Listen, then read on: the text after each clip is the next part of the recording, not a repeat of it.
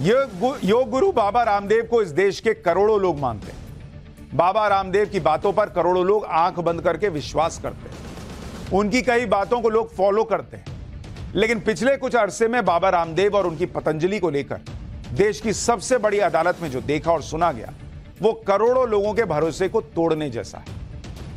आपको हम पहले भी बता चुके कि बाबा रामदेव और पतंजलि के खिलाफ बीमारियों का इलाज करने का दावा करने वाले भ्रामक विज्ञापनों का मामला सुप्रीम कोर्ट में चल रहा है। इसी मामले में आज बाबा रामदेव को सुप्रीम कोर्ट ने अदालत में खुद पेश होने के लिए कहा था। सुनवाई में आज जो बातें सुप्रीम कोर्ट ने बाबा रामदेव से कही और उनके लिए कही, उन्हें सुनकर आपको यह विश्वास ही नहीं होगा कि ये वही बाबा रामदेव हैं जिन पर देश के करोड़ों लोग आंख मूंद कर विश्वास करते हैं, जिनकी कही हुई बात को देश के लोग फॉलो करते हैं। लेकिन जिस तरह की टिप्पणियां सुप्रीम कोर्ट ने बाबा रामदेव और उनकी पतंजलि को लेकर की हैं, उन्हें सुनकर हैरानी भी होगी और दुख भी होगा। आज झूठ और अफवाह फैलाने वाले विज्ञापनों के मामले में बाबा रामदेव सुप्रीम कोर्ट में माफी मांगने गए थे, लेकिन सुप्रीम कोर्ट ने उनकी माफी को स्वीकार करने तक से मना कर दिया। जिन रामदेव पर देश ने इतना भरोसा किया, उनकी हर बात को सच माना, आज वही रामदेव कोर्ट में लोगों का विश्वास कायम रखने में फेल हो गए, क्योंकि उन्होंने तो वहां जाके माफी मांग ली। उन्होंने सीना ठोक कर नहीं कहा कि जो कहा हूं वो बात कायम रहता हूं, उस पर जो बताया वो सच है, ये नहीं कहा उन्होंने, बल्कि उल्टे उन्होंने माफी मांगी। और माफी तो इस बात की तस्दीक कर रही थी कि उन पर जो आरोप लगे वो सही, लोगों ने उन पर जो विश्वास किया वो गलत था। यहां तक कि कोर्ट में तो बाबा रामदेव पर धोखाधड़ी का भी आरोप लग गया आज, जिस पर अगर मुकदमा चला तो रामदेव जेल भी जा सकते हैं। सुनवाई के दौरान सुप्रीम कोर्ट में आज क्या हुआ, इसे डिटेल में आगे बताऊंगा, लेकिन उससे पहले सुप्रीम कोर्ट की कुछ टिप्पणियां बता देता हूं जिन्हें आज बाबा रामदेव के लिए कोर्ट रूम में कहा गया। बाबा रामदेव के माफी मांगने पर सुप्रीम कोर्ट ने कहा कि दिस अपॉलॉजी इज नॉट पर्सुएडिंग, यानी यह माफी कोर्ट को संतुष्ट नहीं कर रही। इसके आगे कहा कोर्ट ने कि this apology is more of a lip service, यानी कोर्ट ने इस माफी को एक जुबानी बयानबाजी कह दिया कि मतलब आप सीरियस नहीं, खाली बोलने के लिए बोल रहे। यानी बाबा रामदेव की माफी में माफी वाला भाव सुप्रीम कोर्ट को नहीं दिखाई दिया। इसकी वजह भी आगे बताऊंगा। सुनवाई के दौरान कोर्ट ने कहा कि this is a clear case of पर्जरी, यानी यह साफ तौर पर झूठी गवाही का केस है। Separate पर्जरी case will start against both of you, यानी बाबा रामदेव और आचार्य बालकृष्ण पर अब झूठी गवाही देने का मामला भी चल सकता है। इसके अलावा कोर्ट ने यह भी कहा कि no excuse of national service, यानी राष्ट्रीय सेवा का कोई बहाना नहीं चलेगा। दरअसल बाबा रामदेव अपने प्रोडक्ट्स को बेचने के लिए इसे देश की सेवा से जोड़कर दिखाते, लेकिन आज कोर्ट में उनकी एक दलील नहीं चली। बाबा रामदेव के मामले में अगली सुनवाई अब 10 अप्रैल को होगी, जिसमें अदालत ने बाबा रामदेव और बालकृष्ण दोनों को फिर से कोर्ट में हाजिर होने का आदेश दिया। आज सुप्रीम कोर्ट ने इस बात को भी साफ किया कि बाबा रामदेव इस केस को शायद बहुत हल्के में ले रहे थे और सुप्रीम कोर्ट के आदेश की गंभीरता को कम आंक रहे थे।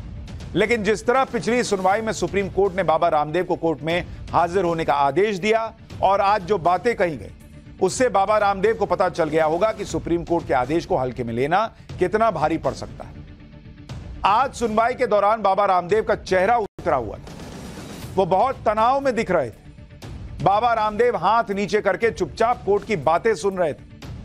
जरा कोर्ट के अंदर की तस्वीरें दिखाइए। ये तो जब कोर्ट में जा रहे थे उस वक्त की तस्वीर है। इस वक्त भी उनका चेहरा उतरा हुआ था। इस वक्त भी वो बहुत उत्साहित नहीं दिख रहे थे। शायद उन्हें लग गया था कि कोर्ट उन्हें माफी देने के मूड में नहीं है। आमतौर पर बाबा रामदेव को बहुत उत्साहित और आत्मविश्वास से भरा हुआ देखा जाता है।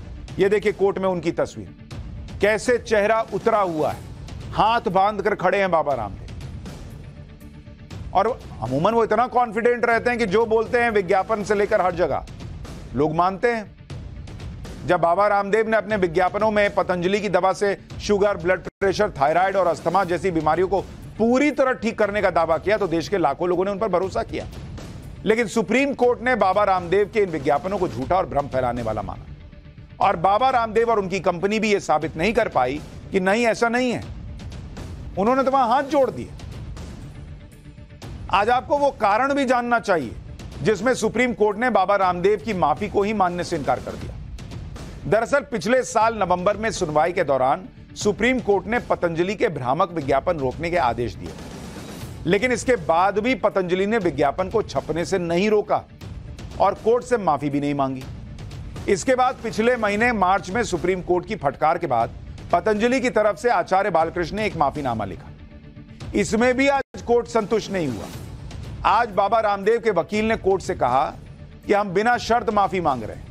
इसके लिए बाबा रामदेव और आचार्य बालकृष्ण यहां कोर्ट में खुद माफी मांगने के लिए मौजूद हैं। इस पर कोर्ट ने कहा कि हम यहां एडवोकेट बलबीर सिंह यानी बाबा रामदेव के वकील का माफीनामा सुनने के लिए नहीं है। कोर्ट ने आगे यह भी कहा कि जब मानहानि करने वाले को बुलाया गया है तो वकील की क्या जरूरत है। इस पर बाबा रामदेव के वकील ने दलील दी कि यह मेरा फैसला था कि बाबा रामदेव और बालकृष्ण यहां ना आए और मैं माफीनामा दाखिल करूं। इस पर कोर्ट ने कहा कि आप अपने ही जाल में फंस गए हैं। पहले किसी वकील को नहीं आना चाहिए था। पहला आदमी वो होना चाहिए था जिसकी जुबान पर माफी हो। हमने आपको 3 मौके दिए थे। इसके बाद कोर्ट ने माफी स्वीकार करने से मना कर दिया और बाबा रामदेव आचार्य बालकृष्ण के खिलाफ झूठी गवाही देने का नया मुकदमा चलाने का भी आदेश दे दिया। यानी बाबा रामदेव के लिए अब डबल मुसीबत खड़ी हो गई है। झूठी गवाही का भी केस चलेगा। सुप्रीम कोर्ट में बाबा रामदेव के लिए बड़ी मुसीबत की एक वजह यह भी है कि बाबा रामदेव ने इस मामले में झूठे दस्तावेज पेश किए, आरोप लगा। दरअसल इस केस में पतंजलि की तरफ से कुछ एफिडेविट पेश किए गए थे जिसमें झूठी जानकारी दी गई थी। आज कोर्ट ने बाबा रामदेव के वकील से कहा कि जो दस्तावेज अटैच किए गए वो दस्तावेज बाद में तैयार किए गए। यह साफ तौर पर झूठी गवाही का मामला है। कोर्ट ने आगे कहा कि हम दोनों के खिलाफ झूठी गवाही देने का केस भी कर रहे हैं। कोर्ट में झूठे दस्तावेज पेश करने के मामलों में 3 साल की सजा हो सकती है, यानी बाबा रामदेव को जेल भी जाना पड़ सकता है। हालांकि कोर्ट ने बाबा रामदेव से यह भी कहा कि हम सारे दरवाजे बंद नहीं कर रहे हैं। कोर्ट ने बाबा रामदेव को अगली तारीख यानी 10 अप्रैल को सभी डॉक्यूमेंट पेश करने का आखिरी मौका दिया है। आज सुप्रीम कोर्ट ने बाबा रामदेव की उस प्रेस कॉन्फ्रेंस का भी जिक्र किया जो उन्होंने पिछले साल नवंबर में सुप्रीम कोर्ट के आदेश के बाद की थी। नवंबर के आदेश में सुप्रीम कोर्ट ने पतंजलि को भ्रामक विज्ञापन तुरंत रोकने का आदेश दिया।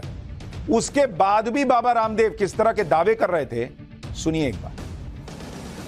झूठा प्रोपेगंडा प्रचार हम नहीं कर रहे।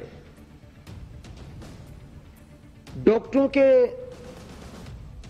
एक ऐसे गिरोह ने, एक ऐसे गैंग ने, एक ऐसी संस्था बना रखी है, वो प्रोपेगंडा करते रहते हैं योग के खिलाफ, आयुर्वेद के खिलाफ, नेचुरोपैथी के खिलाफ, अपने सनातन सांस्कृतिक मूल्यों के खिलाफ। और वो झूठा प्रोपेगंडा ये है कि सिंथेटिक वर्ल्ड में BP, sugar, thyroid, asthma, arthritis, SLEMS, autoimmune disease, liver, kidney failure, इनका कोई सॉल्यूशन नहीं है। अब ये बातें जो बाबा रामदेव ने कोर्ट के आदेश के बाद प्रेस कॉन्फ्रेंस में कही थी, उन्हें यही बात आज कोर्ट में भी तो कहनी चाहिए थी, लेकिन वो वहां हाथ जोड़कर माफी मांग रहे थे। अब उन पर इतने गंभीर आरोप लग रहे हैं और सबसे बड़ी बात, उन पर से लोगों का विश्वास कम हुआ या नहीं हुआ मैं नहीं कह सकता। लोग पतंजलि के प्रोडक्ट अब इस्तेमाल करना कम कर देंगे या नहीं ये मैं नहीं कह सकता, लेकिन ऐसी बातों के बाद आयुर्वेद को लेकर, देश में जो इतना खजाना है आयुर्वेद का, उसको लेकर अगर सवाल उठते हैं तो यह बहुत गंभीर मामला बन जाता है।